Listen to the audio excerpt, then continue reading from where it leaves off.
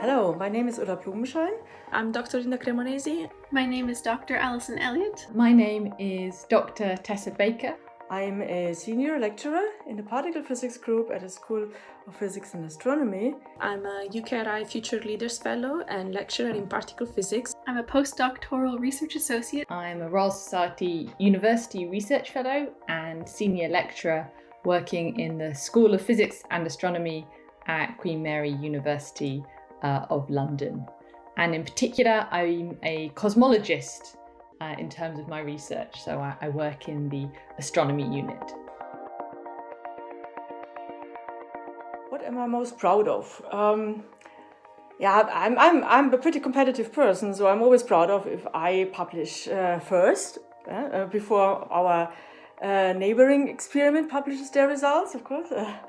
I'm also happy if I publish a more precise result or a more competitive result. I think that's the same for all scientists. At some point we're all competitive. But what makes me very proud is when my students, I had project students, master students, PhD students. What makes me very proud is if I see that these students, after getting their degree with me, progress in a successful career. Yeah, so I often talk to them afterwards, and I ask them how they are doing, and it makes me very proud if I see that they are doing very well. There are also little things which make me proud. For example, if I travel to conferences abroad, I always make it a habit to learn a bit of the language, learn a bit of the culture and the history. So I'm very proud of that I keep to that rule and actually increase my knowledge of other countries this way. What I'm most proud of, this is a difficult question, I think. One of the things I'm happiest about is that through my research and personal life, I managed to travel quite a lot. And before I turned 30, I had actually already touched all the continents on Earth.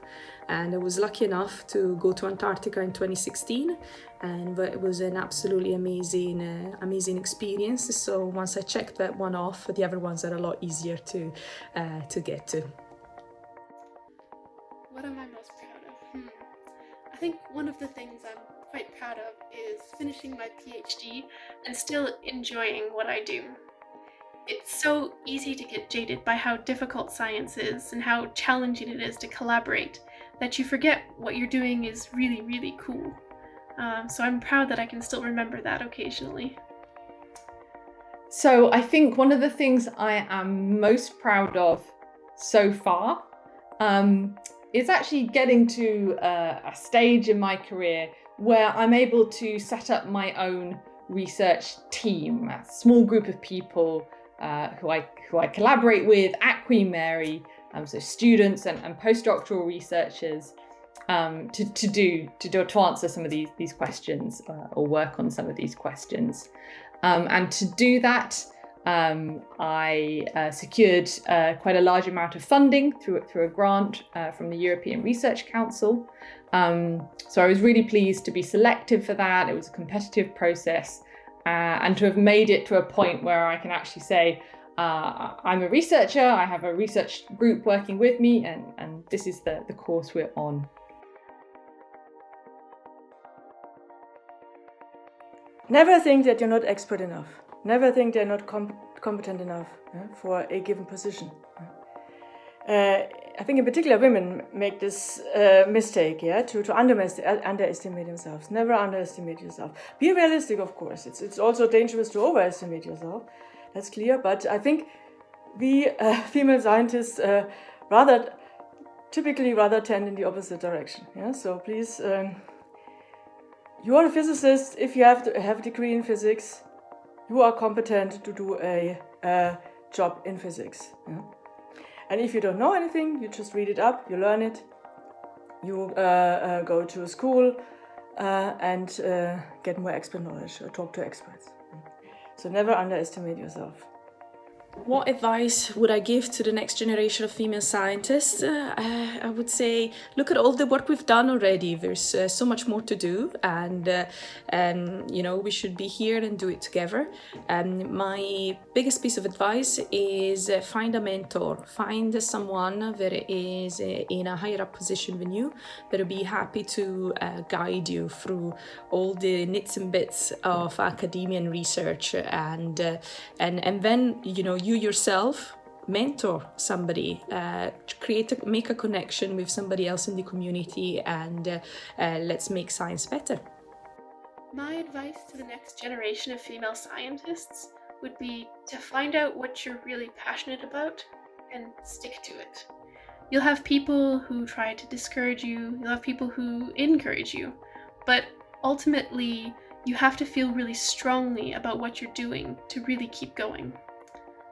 I would also say science needs you and the way you think and your unique perspective. So don't be discouraged and keep going. Stick to it. I think one piece of advice I would give to the next generation of female physicists is to realize that it's very tempting when you're in an environment with other people at a similar level to think everyone's smarter than you, right? There's that fear that everyone else has the answer and you don't, or there's this innate physics ability that other people have and that maybe you're not good. And it's taken me, took me quite some years to realize that's not true, right? Other people don't have a magic ability that you're missing. Research, physics, these are all skills that can be learned, can be trained. And so often when we think we are the weakest one in the room, we're not. There's just more confidence in the people around us that we're interpreting as skill or somehow being better than us.